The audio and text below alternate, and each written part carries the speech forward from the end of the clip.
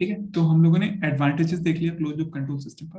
तो सबसे पहला एडवांटेज क्या है कि accuracy of close loop control systems will be high compare to open loop control systems. दूसरा क्या है कि it reduces the disturbances, right. So जो भी आपके डिस्टर्बेंसेस होंगे, या फिर डिस्टर्बेंसेस के साथ साथ इसमें आप लोग डिस्टॉर्शंस भी लिख लेना। डिस्टॉर्शंस, डिस्टॉर्शंस, डिस्टॉर्शंस पता होगा आपका, जो भी सिग्नल्स में डिस्टॉर्शन होता है उसको भी आप ये क्या करता है, रिड्यूस करता है। ठीक है, और तीसरा एडवांटेज है कि bandwidth of close loop control system is also high, ठीक है, compare to open loop control system. ठीक है, बैंडविड्थ का मतलब क्या है कि रेंज ऑफ फ्रीक्वेंसी, मतलब जो भी आपकी फ्रीक्वेंसी रेंज होगा जिसके बीच में आपका ये सिस्टम ऑपरेट करेगा, वो आपका क्या होगा, कंपैरेटिवली हाई होगा compare to open loop control system. ठीक है, अब डिसएडवांटेजेस की बात करें हम, अगर इसका डिसएडवांटेजेस, ठीक है, तो डिसएडवांटेजेस की बात करें तो सबसे पहला डिसएडवांटेज क्या होगा, सबसे पहला डिसएडवांटेज सर्किट क्या कॉम्प्लेक्स होने की वजह से कॉस्टली होगा। कॉम्प्लिकेटेड तो होगा? Yes, design. हाँ, मतलब कॉम्प्लेक्स सर्किट होगा। ठीक है, तो इसको हम क्या लिखें, कॉम्प्लिकेटेड एंड कॉम्प्लेक्स सिस्टम। ठीक है, तो इसके वजह से हैंस कॉस्टली हो, मतलब इसका कॉस्ट ज्यादा होगा, कॉस्टलियर होगा। दूसरा डिसएडवांटेज क्या है कि due to presence of feedback, ऐसे लिखो आप, due to presence of feedback,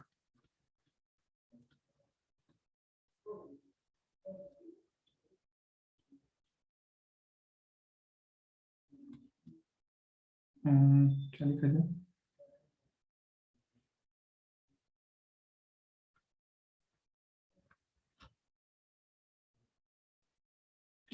जैसे आपका ओपन लूप कंट्रोल सिस्टम में क्या था कि वो आपका हमेशा स्टेबल था, नॉर्मली स्टेबल सिस्टम था।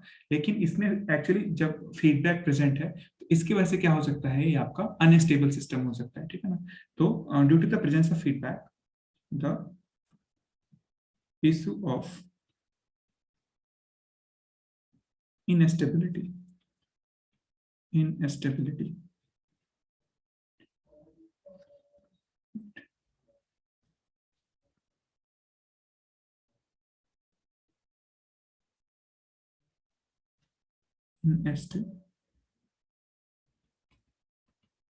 इसी इशू ऑफ इनस्टेबिलिटी में अराइज।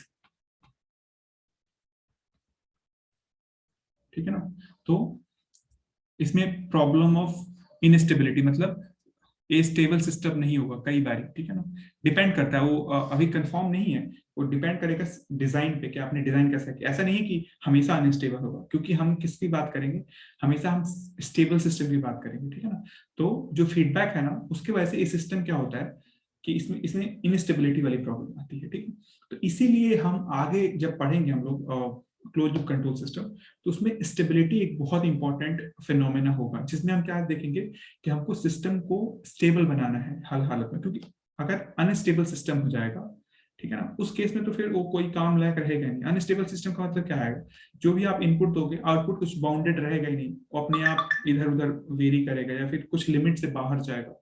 ठीक है ना, तो उसके बारे में हम लोग स्टेबिलिटी प्रॉब्लम के बारे में हम लोग बाद में डिस्कस करेंगे।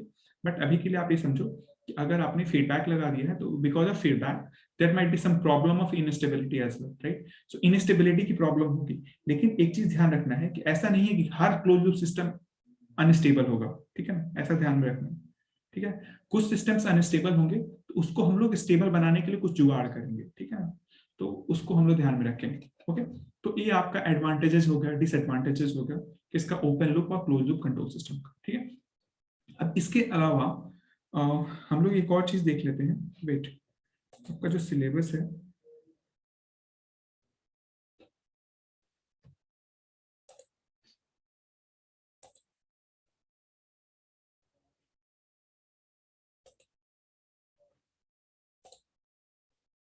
आपको दिख रहा है सिलेबस? Yes sir. ठीक है। Yes, तो sir. हम लोगों ने देखो क्या कर रखा है, open loop control system, block diagram, it's elements, properties and application, ये देख लिया। Close loop control system, block diagram, it's element, properties, ठीक है ना, एप्लीकेशन विद एग्जांपल। वही एग्जांपल में जो मैंने बताया वो सारे एग्जांपल, कुछ आप एक्स्ट्रा भी लिख सकते हो। फिर block diagram of feedback control system and it's element, ठीक है, ये भी हम लोग देख चुके हैं। कंपैरिजन बिटवीन, हाँ ये कर लेते हैं, comparison between open loop and close loop control system, ठीक है। तो हम लोग अब कंपेयर करते हैं ओपन लूप और क्लोज लूप कंट्रोल सिस्टम को।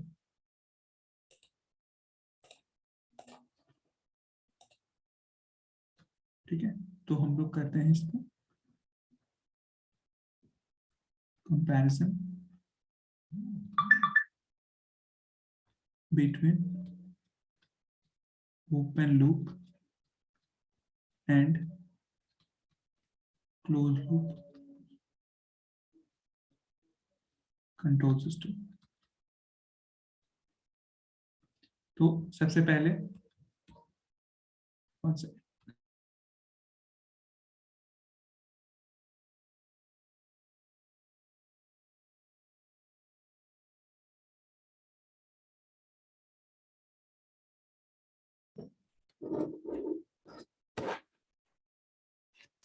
रिकॉर्डिंग ऑन नहीं था? ऑन है सर रिकॉर्डिंग। ओके, थॉट क्या ऑफ, चलो कोई नहीं। तो सबसे पहले हम लोग को क्या करना है, कंपेयर करना है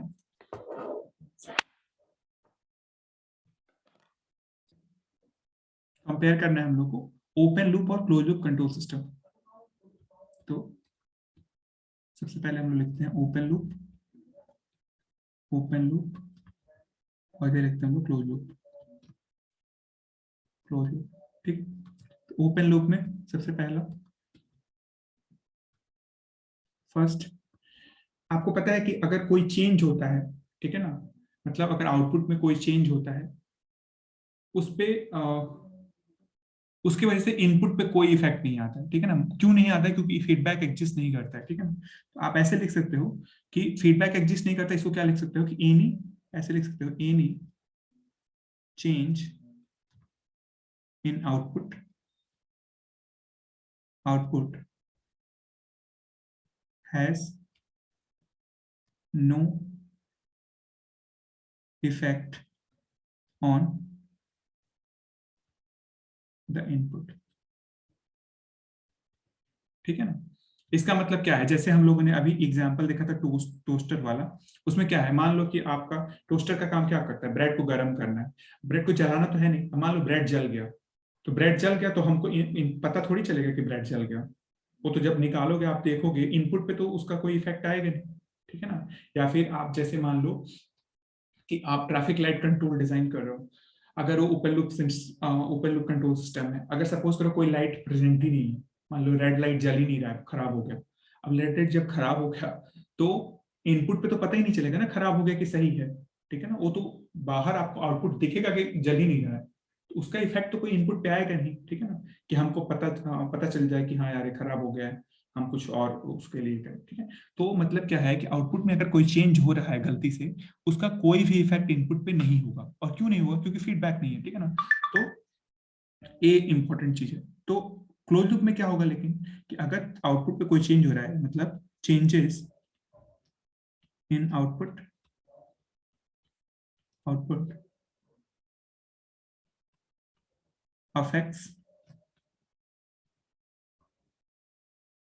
affects the input,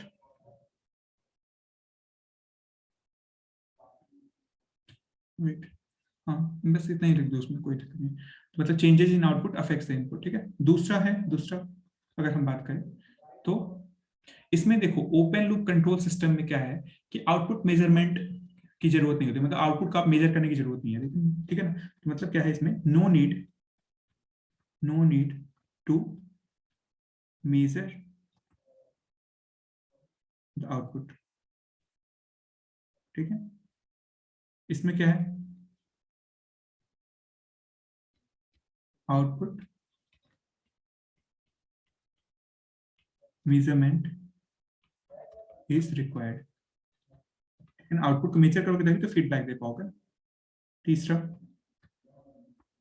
इसमें क्या है, फीडबैक एलिमेंट होता ही नहीं है, तो फीडबैक एलिमेंट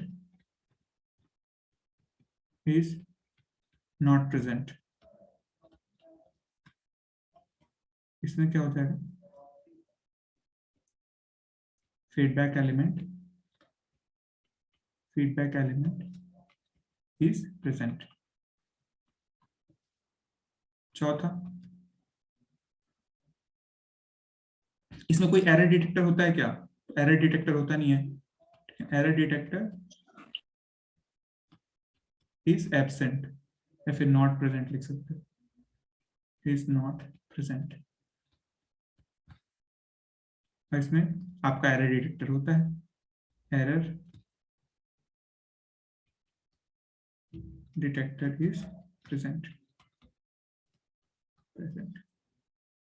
पांचवा, ये जो होता है इनएक्यूरेट, क्या होता है आपका, इनएक्यूरेट एंड अनरिलायबल। और ये क्या होता है, एक्यूरेट एंड रिलायबल। रिलायबल का मतलब क्या होता है,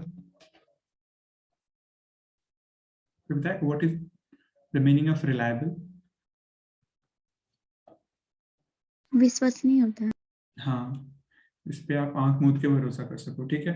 पता चला आपने ओपन लूप सिस्टम पे भरोसा कर लिया, क्या होगा आपका, वो ब्रेड चला देगा आपका।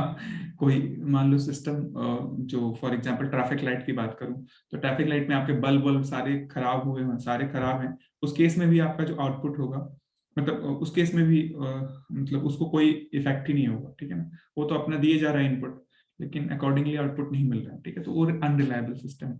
जबकि क्लोज लूप सिस्टम आप ऐसा कर सकते हो कि जैसे ही कोई बल्ब ऑफ फ्यूज होता है तो आपको एक अलार्म इनिशिएट कर दे, या फिर वो बता दे कि हाँ भाई बल्ब खराब है, ठीक है ना। तो ये सारा चीज, तो उसको बोलते हैं रिलायबल सिस्टम, जिसपे आप विश्वास कर सकते हो, ठीक है।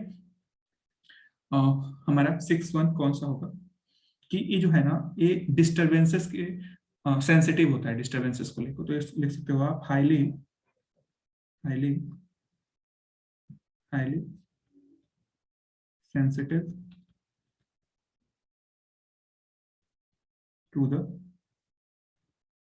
disturbances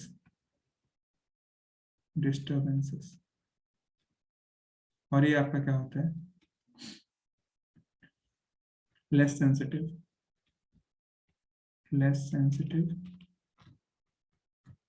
टू द disturbances, ठीक है। 7th वन, अगर इन्वायरमेंटल चेंजेस की वजह से भी, मतलब जैसे मान लो टेम्परेचर वगैरह चेंज हो रहा है, या फिर कहीं जगह का इन्वायरमेंट चेंज हो गया, तो उसको लेके भी बहुत सेंसिटिव होता है। मतलब अगर कोई मान लो कि इन्वायरमेंटल चेंजेस होता है तो आउटपुट भी चेंज हो जाएगा इसमें, ठीक है। तो आप ऐसे लिख सकते हो कि हाईली सेंसिटिव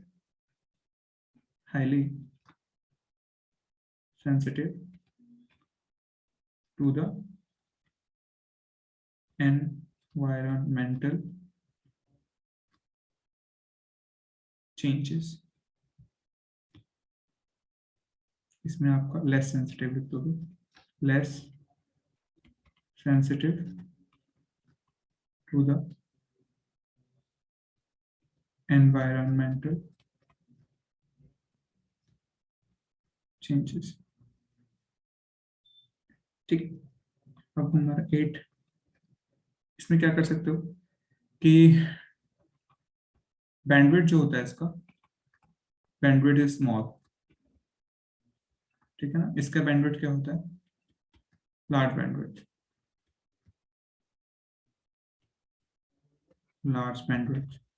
बैंडविड्थ का मतलब कि रेंज ऑफ फ्रीक्वेंसीज जिसमें आपका ऑपरेट करेगा सिस्टम, ठीक है। 9th, ये सिंपल डिजाइन होता है, simple design and easy to construct. और ये आपका 9th में क्या होगा, कॉम्प्लिकेटेड डिजाइन, ठीक है। 10th वन, जनरली स्टेबल, या ऑलरेडी हम लोग सारा देख चुके हैं, बस एक टैबुलर फॉर्म में मैं ये करते रहूं सो दैट कि आपको इजी रहे रिकॉल करने में, ठीक है। जनरली स्टेबल ये क्या होता है ना कि इशू ऑफ instability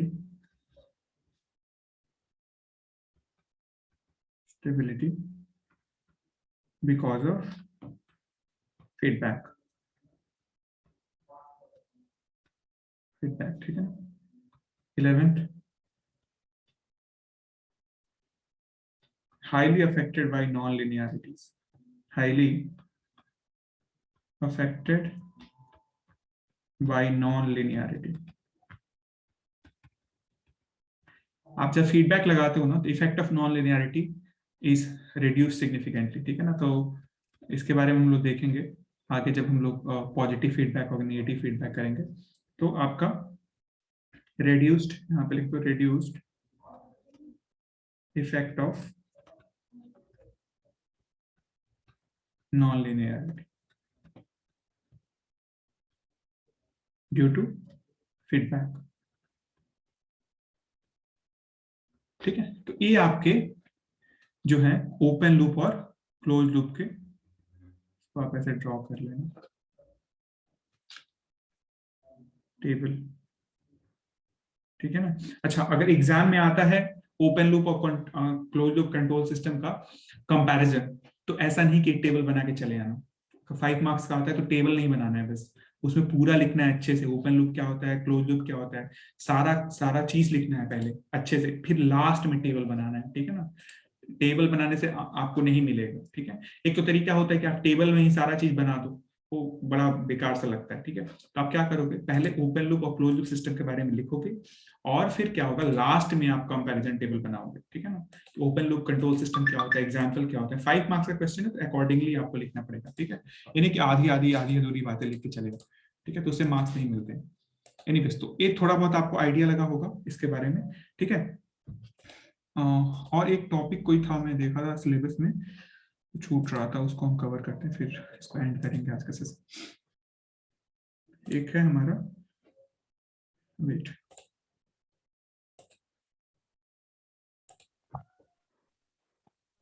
ठीक है। तो हमारा जैसे इसमें हम लोगों ने देखो सारा चीज लगभग देख लिया, open loop control system, block diagram, element properties, application. Close loop control system, block diagram, element properties, application, ये भी देख लिया।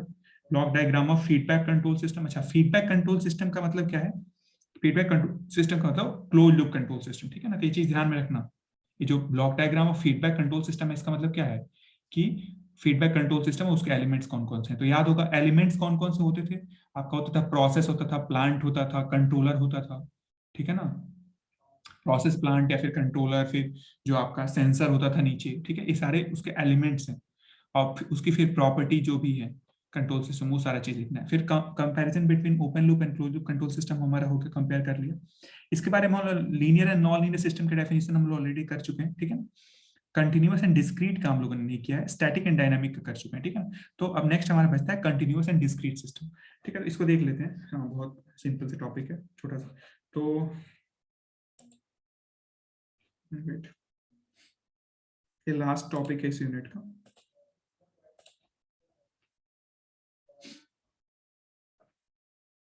वन सेकेंड जरा,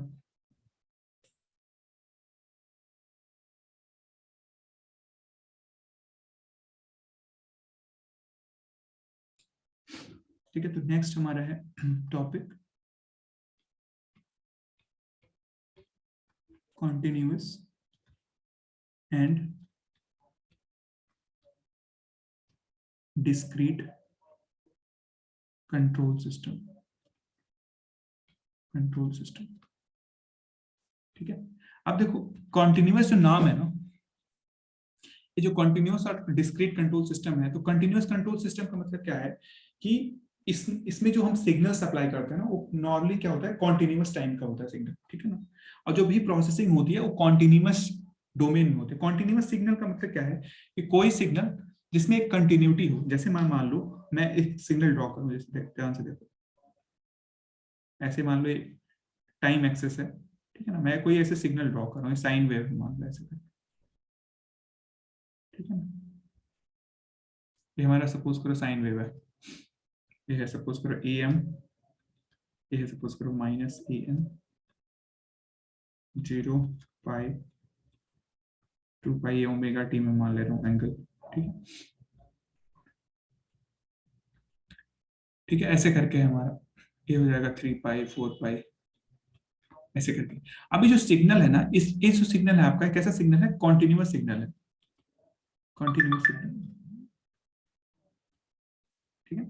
अब कॉन्टिन्यूअस सिग्नल क्या होता है, कॉन्टिन्यूअस सिग्नल का मतलब क्या होता है कि हर टाइम इंस्टेंट पे, अगर मैं मान लो मैं बोलूं कि मतलब किसी भी टाइम इंस्टेंट पे, हर टाइम इंस्टेंट पे ना, मतलब अगर मैं कोई टाइम बात करूं, सपोज करो यहां से लेके यहां तक, सपोज करो यहां से यहां इसका टाइम पीरियड है टी, ठीक है ना।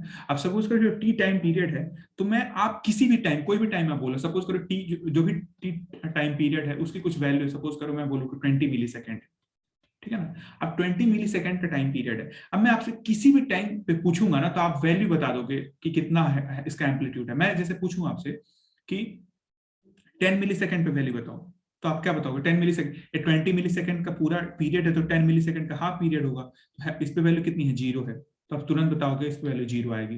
मैं बोलूंगी 20 मिली सेकेंड पे बता दो, तो इस पे भी आपकी वैल्यू कितनी आएगी, 0 आएगी, यहाँ पे भी आपके 0 है, ठीक है। मैं पूछूं आपसे कि 5 मिली सेकेंड पे वैल्यू कितनी आएगी, 5 मिली सेकेंड पे वैल्यू कितनी आएगी, मतलब ये पूरा 20 मिली सेकेंड है अगर, ठीक है ना, ये पूरा 20 मिली सेकेंड है, तो 10 मिली सेकेंड किसका होगा, आधा होगा यहाँ पे, ये आपका 10 मिली सेकेंड का हो जाएगा, 10 मिली सेकेंड का। और मैं ऐसे पूछूं कि 5 मिली सेकेंड, तो 5 मिली सेकेंड कहाँ होगा, यहाँ से यहाँ तक होगा। अब इस पे वैल्यू कितनी आएगी आपकी, इसकी वैल्यू आएगी मैक्सिमम वैल्यू ए एम आएगी, ए एम, जो भी आपका मैक्सिमम वैल्यू है। मतलब आपसे किसी भी टाइम इंस्टेंट पे मैं इस वेवफॉर्म की वैल्यू पूछूं, तो आप उसका आंसर दे सकते हो एक वैल्यू में, ठीक है ना। तो ऐसे इस चीज को बोलते हैं कॉन्टिन्यूअस सिग्नल। कॉन्टिन्यूअस का मतलब क्या है कि उसमें इनफाइनाइट रेंजेस हैं, मतलब इनफाइनाइट रेंज का मतलब क्या है कि मैं बोलूं जैसे जैसे मान लो कि ये आपका टाइम स्केल है मान लो, ठीक है, और कोई सिग्नल है ऐसे। अब तुम देखो किसी भी टाइम पे ना आप एम्पलीट्यूड डिफाइन कर सकते हो, किसी भी टाइम पे, इसमें इनफाइनाइट नंबर ऑफ लेवल्स हैं, ठीक है ना, ऐसे इनफाइनाइट, किसी भी पॉइंट पे आप ये कर सकते हो, तो इसको बोलते हैं हम लोग कॉन्टिन्यूअस सिग्नल, ठीक है। तो अगर इसको डिफाइन करना हो तो आप कैसे डिफाइन करोगे, ठीक है, कि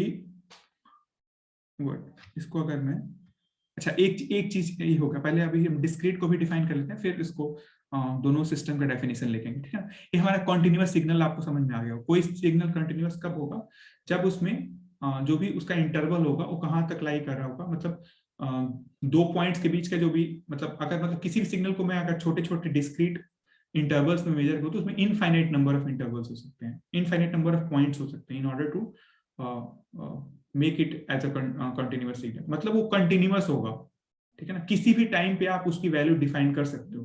मैं पूछूं 1 मिली सेकेंड, 2 मिली सेकेंड, 0.1 मिली सेकेंड, 0.001 मिली सेकेंड, ठीक है, ऐसे। अब अगर मान लो यही चीज में, इसी चीज को अगर मैं ऐसे कर दूं, सपोज करो ऐसे कर दूं,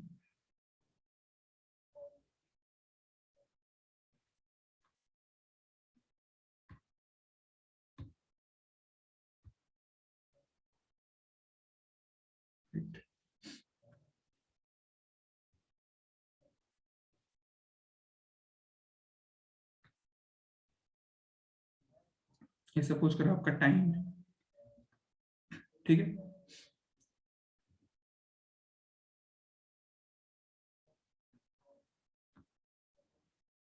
ये आपका एक्सेस है मान लो, ये आपका 0 है, ठीक है।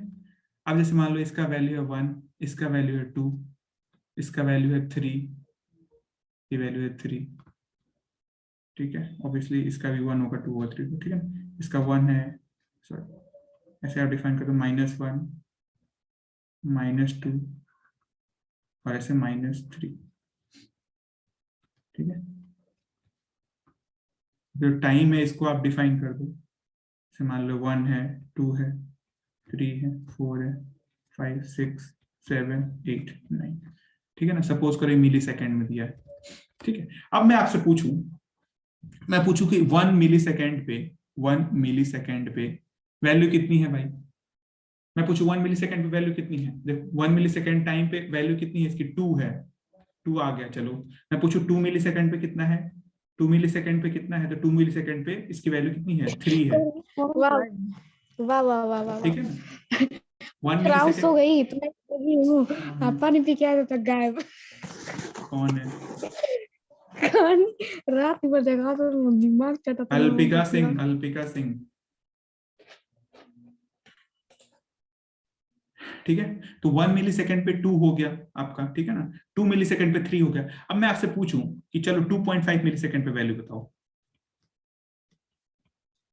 कोई कौन बताएगा। What is the value of this, या फिर ये सपोज करो ये आपका एम्पलीट्यूड है, जो भी आपका ये आपका सिग्नल का एम्पलीट्यूड है, सिग्नल एम्पलीट्यूड। अब मैं आपसे पूछूं कि 2.5 मिली सेकेंड सिग्नल का एम्पलीट्यूड कितना होगा बताओ, एनीवन, आवाज आ रही मेरी। Yes sir. हाँ, मैंने बोला 1 मिली सेकेंड पे, ये देखो 1 मिली सेकेंड है, ये मिली सेकेंड में है, ये वाला एक्सेस मिली सेकेंड में ऐसे लिखा हूं मैं, ठीक है ना। तो 1 मिली सेकेंड पे वैल्यू कितनी आ रही है, 2 आ जा रही है, ठीक है। ऐसे 2 मिली सेकेंड पे वैल्यू कितनी आ रही है, 3 आ जा रही है। अब मैं पूछ रहा हूं कि 2.5 मिली सेकेंड पे वैल्यू कितनी आएगी।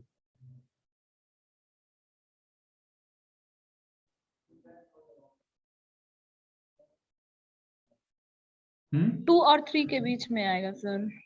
अरे वैल्यू कुछ है ही, 2 और 3 के बीच में कुछ है ही नहीं, तो वैल्यू कहां से आ जाएगा, ये तो डिफाइंड ही नहीं है ना, अनडिफाइंड है, इसमें कहां कोई वैल्यू आएगी। 2 और 3 के बीच में कोई डिफाइन कहां है, ठीक है ना। तो ऐसे ही ये जो इस टाइप के सिग्नल को बोलते हैं हम लोग डिस्क्रीट सिग्नल। क्या बोलते हैं, डिस्क्रीट सिग्नल, मतलब ये डिस्क्रीट टाइम इंटरवल्स पे इसकी वैल्यू डिफाइन होती है, ठीक है ना। तो डिस्क्रीट सिग्नल्स क्या होंगे कि values are defined at discrete time interval, ठीक है ना। समझो इस चीज को मैं क्या कह रहा हूं। एक तो कॉन्टिन्यूअस था, कॉन्टिन्यूअस में मैं किसी भी पॉइंट पे आपसे पूछता, मैं कॉन्टिन्यूअस में किसी भी पॉइंट पे पूछता अगर, तो आप वैल्यू बता सकते थे, ठीक है ना। जैसे आप कॉन्टिन्यूअस टाइम सिग्नल को, जैसे इसको क्या लिखते हो, देखो इस पूरे वेव फॉर्म को आप क्या लिखते हो, अगर मान लो कोई वी ऑफ टी है तो इसको क्या लिखते हो, simply VM sine omega T लिखते हो ना, साइन ओमेगा टी। अब मैं किसी भी टी पे पूछूं वैल्यू, कोई भी टी की वैल्यू, सपोज करो एफ, इसका जो ओमेगा है सपोज करो 50 हर्ट्ज है मान लो, तो एफ की वैल्यू है 50 हर्ट्ज। तो मैं किसी भी टी पे वैल्यू पूछूं ना तो आप तुरंत बता दोगे वी ऑफ टी क्या है। लेकिन यही चीज इस सिग्नल में आप नहीं बता सकते, ठीक है ना। आप जो टाइम इंटरवल्स दिए हुए हैं ना उन्हीं पे ही केवल वैल्यू बता सकते हो, ठीक है। मैं पूछूं कि 8.3 पे वैल्यू कितने हैं, 8.3 मिली सेकेंड पे वैल्यू कितना है, तो आप ये नहीं बता सकते, ठीक है ना। 8.3 मिली सेकेंड पे, क्योंकि 8.3 कहीं यहाँ लाई करेगा, यहाँ लाई पे कहीं कुछ वैल्यू है ही नहीं, वहां पे क्या है, कोई वैल्यू नहीं है ना, तो आप बता ही नहीं सकते, अनडिफाइंड है। तो ऐसे सिग्नल जिनकी जो भी इसका वैल्यूज है किसी डिस्क्रीट टाइम इंटरवल्स पे डिफाइंड होता है, उसको बोलते हैं डिस्क्रीट टाइम सिग्नल्स। और कॉन्टिन्यूअस टाइम पे क्या होता है कि जो values are defined at every time interval, मतलब एट एवरी टाइम, ठीक है ना, हर टाइम पे इनकी वैल्यूज डिफाइन होती है, इसको बोलते हैं हम लोग कॉन्टिन्यूअस टाइम सिग्नल्स, ठीक है। तो ये चीज दोनों बहुत इंपॉर्टेंट है। अब जो कॉन्टिन्यूअस टाइम कंट्रोल सिस्टम होगा या फिर कॉन्टिन्यूअस कंट्रोल सिस्टम होगा, उसमें क्या होगा, कैसे सिग्नल से हम लोग डील करेंगे, कंटिन्यूअस सिग्नल से डील करेंगे। और डिस्क्रीट टाइम सिग्नल जो भी कंट्रोल सिस्टम होगा उसमें हम लोग डिस्क्रीट सिग्नल से डील करेंगे। अच्छा, डिस्क्रीट सिग्नल को ना देखो, दो चीजें होती हैं। एक तो आपने क्या किया है ना, आपने कम्युनिकेशन में सैम्पलिंग वगैरह पढ़ा है ना, सैम्पलिंग जो पढ़ा होगा ना, क्राइटेरिया पढ़ा होगा कि किसी चीज की सैम्पलिंग कैसे करते हैं। तो अगर आपका कोई कॉन्टिन्यूअस टाइम सिग्नल है, उसको अगर हम सैंपल कर दें, प्रिंसिपल ऑफ कम्युनिकेशन इंजीनियरिंग में आप लोगों ने पढ़ा होगा, ठीक है ना, पल्स कोड मॉड्यूलेशन पढ़ा होगा, पल्स एम्पलीट्यूड मॉड्यूलेशन पढ़ा होगा, ठीक है। तो ये जो आपको सिग्नल दिख रहा है ना, ये क्या हो रहा है, सैंपल्ड वर्जन है। इस सिग्नल को ना, इसी सिग्नल को हम लोग क्या किए, सैंपल कर दिए, ठीक है ना। याद होगा आपको सैम्पलिंग क्या होता है, ठीक है ना, सैम्पलिंग याद होगा, नाइक्विस्ट क्राइटेरिया याद होगा, अगर नहीं याद है तो फिर बहुत बुरे कंडीशन में हो आप लोग, ठीक है। एनीवेज, तो इस सिग्नल को अगर हम सैंपल करेंगे ना तो इस सैंपल्ड सिग्नल मिलेगा, ठीक है। अब जो सैंपलिंग करते हैं इसके बहुत सारे मतलब वो है कि अगर मान लो सैंपल कर रहे हो तो वो इन्फॉर्मेशन लॉस ना हो, इसके लिए हम लोग सैंपलिंग रेट को फॉलो करते हैं, जो कि मैक्सिमम फ्रीक्वेंसी के ट्वाइस होता है, ठीक है ना।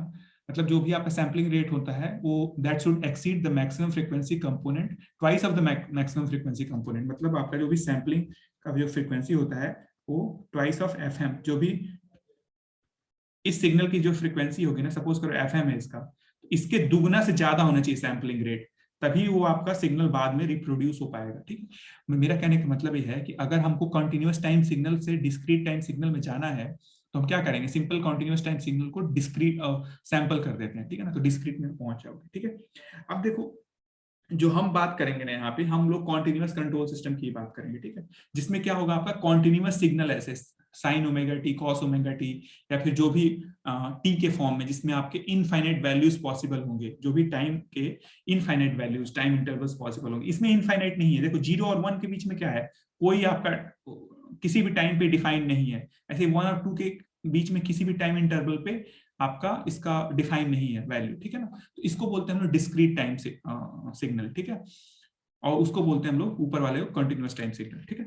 तो अब अगर हमको डिफाइन करना हो, ठीक है, तो ऐसे लिख सकते हो, इन continuous time control system all system variables are the functions of continuous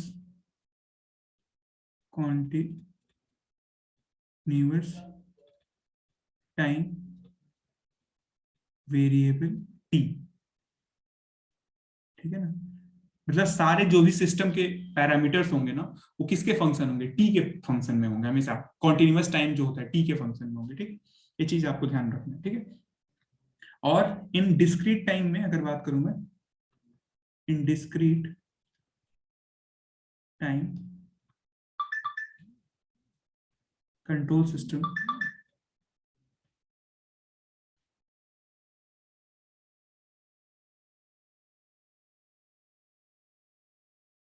all system variables are the function of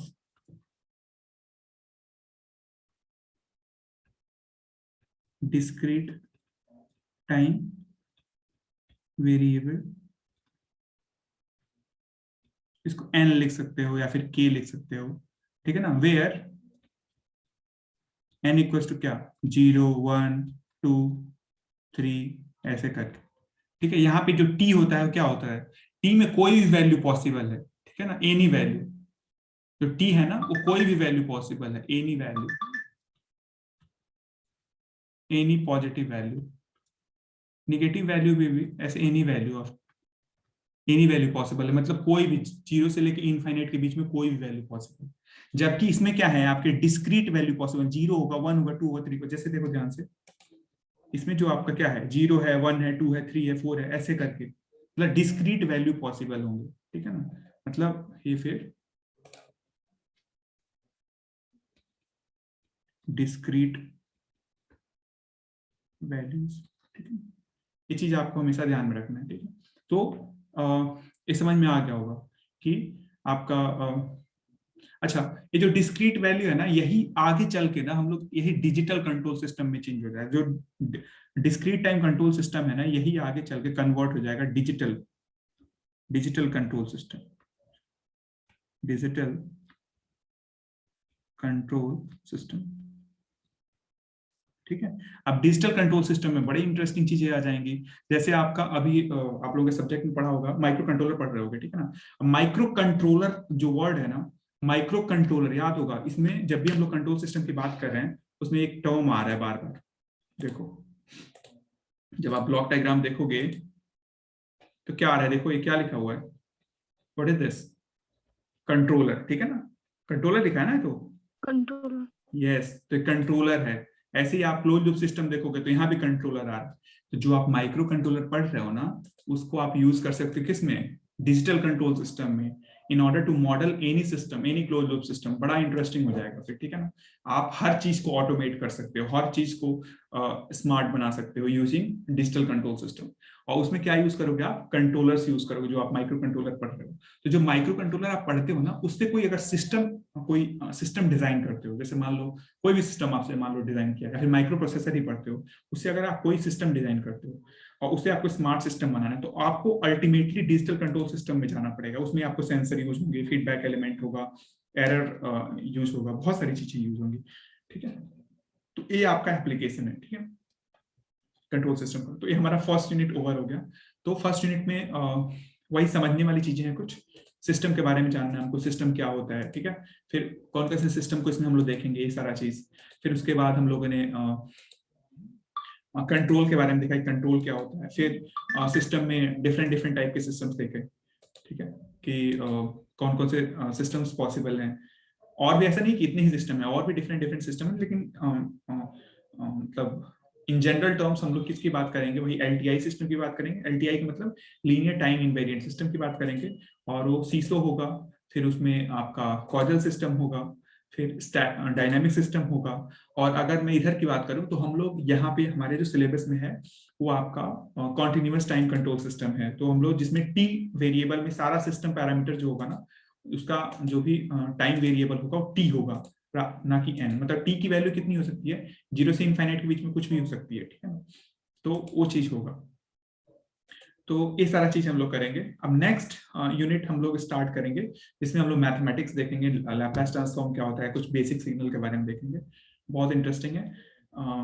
फिर हम लोग नेक्स्ट क्लास में मिलते हैं। ओके, तो थैंक यू, उसको स्टॉप कर रहे हैं। Excuse me sir. यस बोलो, हाँ बताओ।